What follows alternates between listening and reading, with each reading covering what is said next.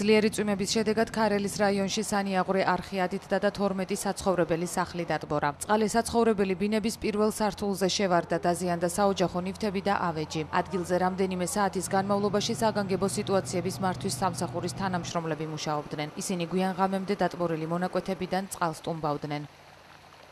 საათი მაინც გზებდა ასფალტი მაინც. დაწყვეტა ყველაფერი.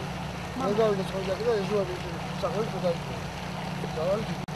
საწყავი არხი არ არის საკეთო, უბრალოდ მდინარე მოდის და მდინარე ეთქობა გაიდინა, რა ვიცი, გაჩვენებოდა იმათო ვეღარ გაატარა. გამოვიდა, გამოიწვია უგესია. საგანგებო რეჟიმში მუშაობთ. დავრჩებით ქარელში, მანამ სანამ ყველა სახლიდან არ იქნება წყლები ამოტუმბული, ვეხმარებით მოსახლეობას. სტიქიით დაზარალებულ ოჯახებს მიყენებულ ზარალს ადგილობრივი მუნიციპალიტეტი აუნაზღაურებს. ქარელის მუნიციპალიტეტის განმავლობაში ფუნქციონირებს პროგრამა.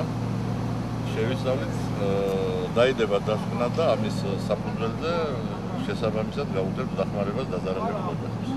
სტიქიის შედეგად მიყენებულ ზარალს ამ დრომდე ითვლიან. კონკრეტული რაოდენობა ხვალ დღის ბოლომდე გაირკვევა.